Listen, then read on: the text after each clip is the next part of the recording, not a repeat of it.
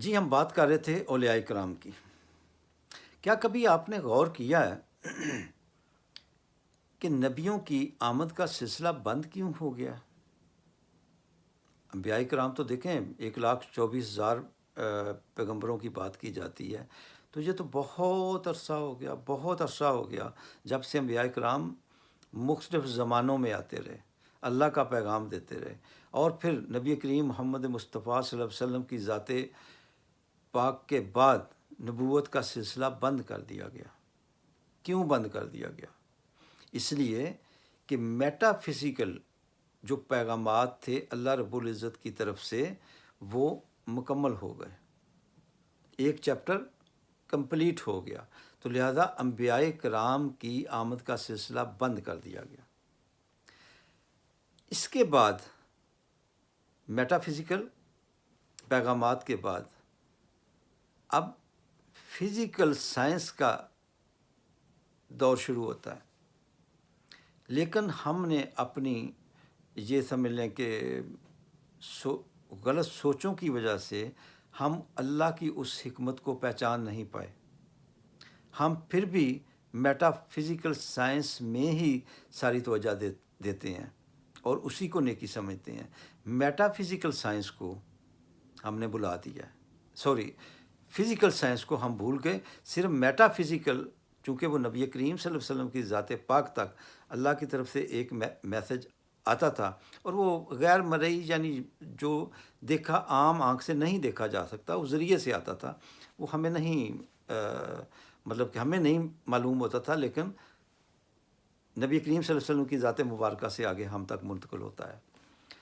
تو اب جو ہے، اب وہی اللہ کے پیغامات اب فزیکل سائنس جو ہے وہ ہم تک پہنچاتی ہے۔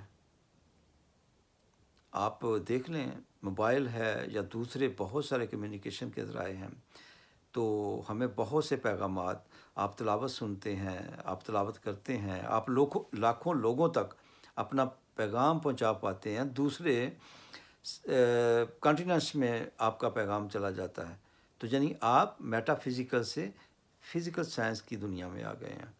تو ہمیں اس پہ غور کرنا چاہیے کہ میٹا فزیکل سائنس جتنی ضروری تھی اتنی ہی فزیکل سائنس بھی ضروری ہے، اور ہمیں جو فزیکل سائنس کو لے کر انسانیت کی فلاح کے لیے کام کرتے ہیں وہ بھی اللہ کے دوست ہیں، اللہ کے ولی ہیں، ان کی بھی اتنی ہی عزت اور قدر کیجیے۔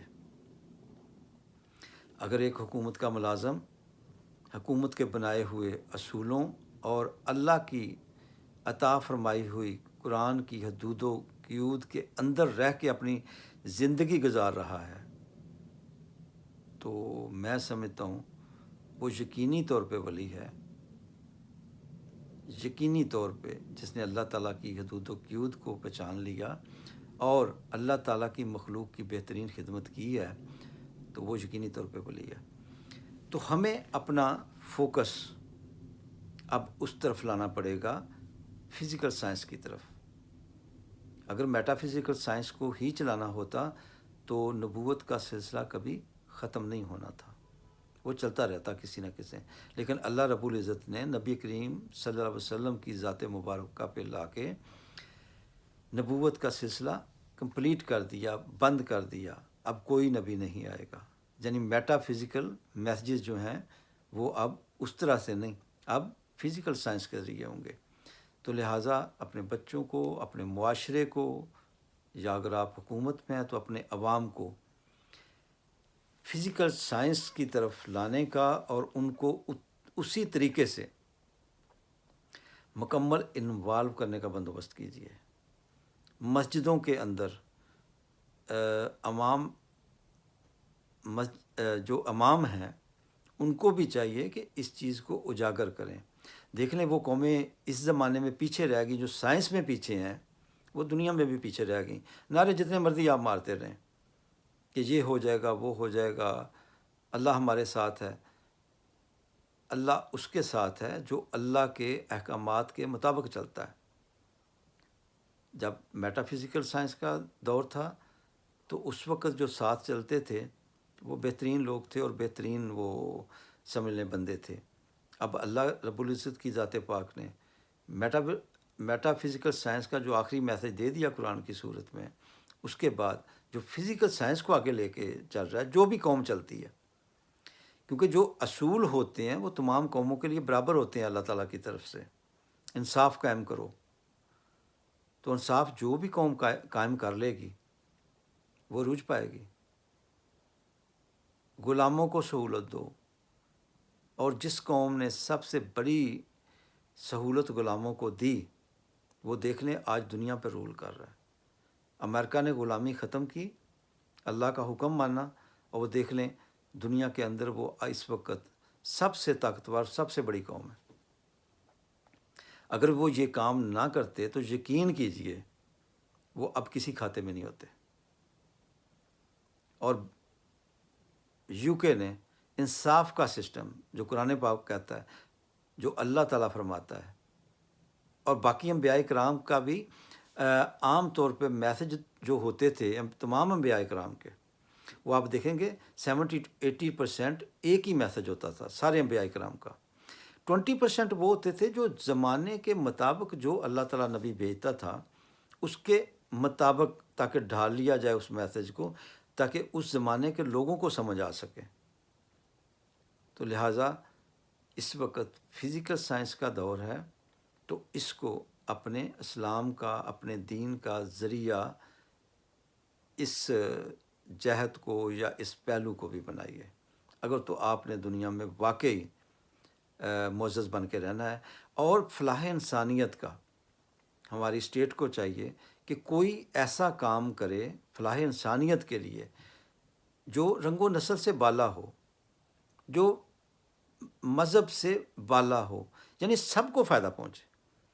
آپ دیکھ لیں اگر انصاف سب کے ساتھ قائم کیا گیا تو یو کے نے عروج پایا، اور امریکہ نے تب عروج پایا تب غلامی صرف امریکہ سے ختم نہیں کی، یورپ سے بھی ختم کی، عرب سے بھی ختم کی، ہر جگہ سے غلامی ختم کی۔ مسلمانوں نے کب عروج پایا؟ جب ایک کالے اور گورے کو برابر بٹھا دیا، عربی اور اجمی کو برابر بٹھا دیا، آقا اور غلام کو ایک ہی، اگر چارپائی پہ بیٹھے ہیں تو دونوں نبی کریم صلی اللہ علیہ وسلم کی ذات پاک کے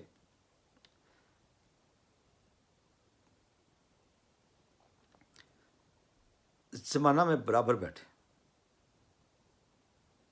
اور آگے خلفائے راشدین وہ لے کر چلے، تو مسلمانوں نے عروج پایا۔